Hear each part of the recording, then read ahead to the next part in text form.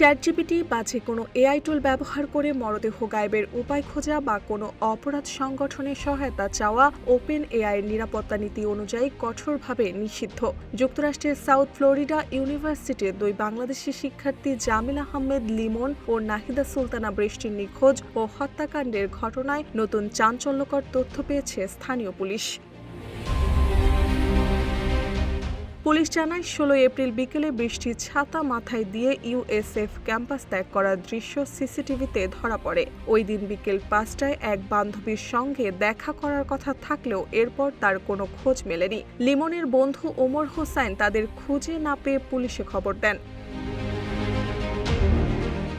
তদন্তকারীরা লিমনের ফোনের সিগন্যাল বিশ্লেষণ করে দেখতে পান বিকেলে ফোনটি ক্যাম্পাস এলাকায় থাকলেও রাতে সেটির অবস্থান দেখা যায় কোর্টনি ক্যাম্পবেল কজওয়ে এবং ক্লিয়ার ওয়াটার বিচের সেন্ট টি পার্ক এলাকায়।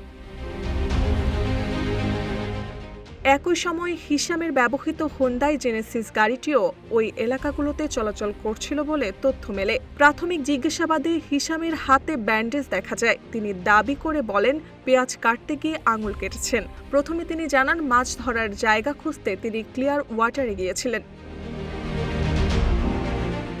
তবে লিমনের ফোনের অবস্থান সম্পর্কে জানানো হলে তিনি বয়ান পরিবর্তন করে বলেন লিমন ও বৃষ্টি তার গাড়িতে ছিলেন এবং তিনি তাদের সেখানে নামিয়ে দেন। তদন্তে হিমাশিয়ার ফ্ল্যাট অস্বাভাবিকভাবে পরিষ্কার করার চিহ্ন পাওয়া যায়। ডাস্টবিনে উদ্ধার হওয়া একটি রশিদে দেখা যায় লাইজাল ওয়াইপস, বডি ওয়াশ ও ফ্রিজ সহ বিভিন্ন পরিষ্কারক সামগ্রী। এছাড়া ট্র্যাশ কম্প্যাক্টর থেকে রক্তমাখা কাপড়, মোজা এবং রক্তযুক্ত রূপালী ডাক টেপ সহ বিভিন্ন আলামত উদ্ধার করা হয়। ফ্ল্যাটের রান্নাঘর থেকে হিশামের শোবার ঘর পর্যন্ত রক্তের ছাপ পাওয়া গেছে। রাসায়নিক পরীক্ষায় হিশামের শোবার ঘরে দুটি মানুষের আকৃতির ছাপ পাওয়া গেছে এবং বিছানার নিচে লুকানো ছিল ট্র্যাশ ব্যাগ ও ডাক টেপ। চ্যাটজিপিটির কাছে খুনের পরিকল্পনা। সবচেয়ে চাঞ্চল্যকর তথ্যটি বেরিয়ে আসে হিশামের ফোন রেকর্ড থেকে। নিখোঁজ হওয়ার ৩ দিন আগে ১৩ এপ্রিল হিশাম কৃত্রিম বুদ্ধিমত্তা চ্যাটজিপিটির কাছে জানতে চেয়েছিলেন কিভাবে একজন মানুষকে ডাস্টবিনে ফেলে দেওয়া যায়। এমনকি লিমন ও বৃষ্টি নিখোঁজ হওয়ার খবর ছড়িয়ে পড়লে তিনি আবারও চ্যাটজিপিটিকে জিজ্ঞেস করেন নিখোঁজ বিপন্ন প্রাপ্তবয়স্ক বলতে কি বোঝায়।